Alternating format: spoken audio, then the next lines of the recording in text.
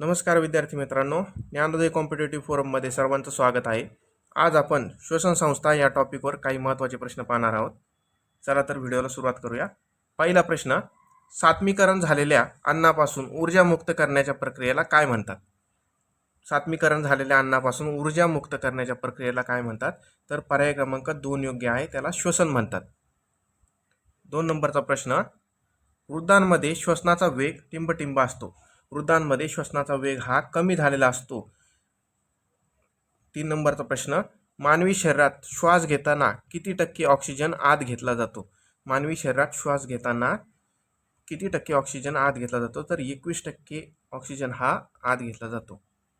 4 नंबरचा प्रश्न, उच्छवासाद्वारे किती टक्के ऑक्सिजन बाहेर टाकला जातो? उच्छवासाद्वारे किती टक्के ऑक्सिजन बाहेर टाकला जातो? तर 16% ऑक्सिजन हा बाहेर टाकला जातो. बघा, आत घेताना 21% घेतला जातो आणि बाहेर टाकताना 16% ऑक्सिजन बाहेर टाकला जातो. 5 नंबरचा प्रश्न, श्वसनासाठी कोणत्या अवयवाची आवश्यकता असते? खालील पर्यायातून कोणत्या अवयवाची आवश्यकता असते? हृदय, फुफ्फुस, किडनी, यकृत. तर पर्याय क्रमांक 2 इथं योग्य आहे. फुफ्फुस ह्या अवयवाची आवश्यकता असते. 6 नंबरचा प्रश्न, फुफ्फुसाचे मुख्य कार्य कोणते? रक्ताचे शुद्धीकरण करणे, पचनक्रियेत मदत करणे, रक्तपुरवठा करणे, पचन झालेले अन्न साठवणे. तर पर्याय क्रमांक 1 इथं योग्य आहे, रक्ताचं शुद्धीकरण करणे. रक्ताचं शुद्धीकरण कसं केलं जातं? तर आपल्या पूर्ण शरीरातलं अशुद्ध रक्त हे हृदयाकडे जातं. हृदयातलं अशुद्ध रक्त हे फुफ्फुसाकडे पाठवलं जातं रक्त शुद्ध होण्यासाठी. आणि रक्त शुद्ध कसं केलं जातं?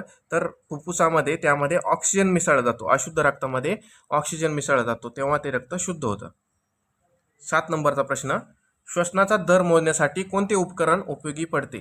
श्वसनाचा दर मोजण्यासाठी स्पायरोमीटर हे उपकरण उपयोगी पडते.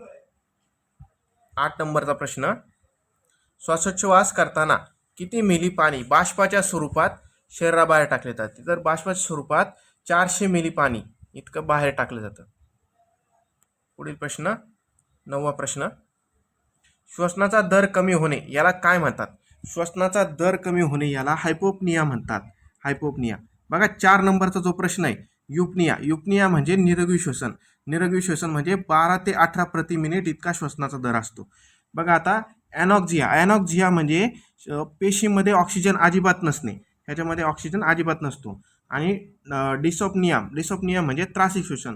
या श्वसनामध्ये त्रास होतो, त्याला डिसोपनिया म्हणतात. 10 नंबरचा प्रश्न, श्वास ही क्रिया टिंबटिंब क्रिया आहे. श्वास ही टिंबटिंब क्रिया आहे.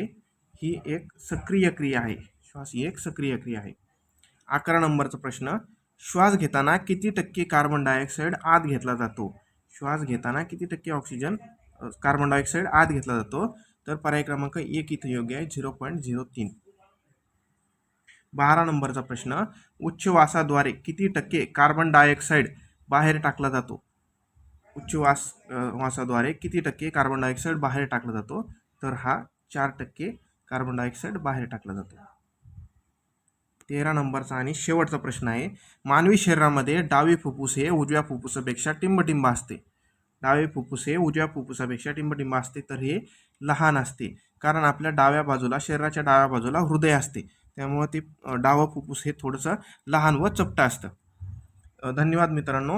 व्हिडिओ आवडला असेल तर सबस्क्राईब नक्की करा आणि शेअर नक्की करा. धन्यवाद.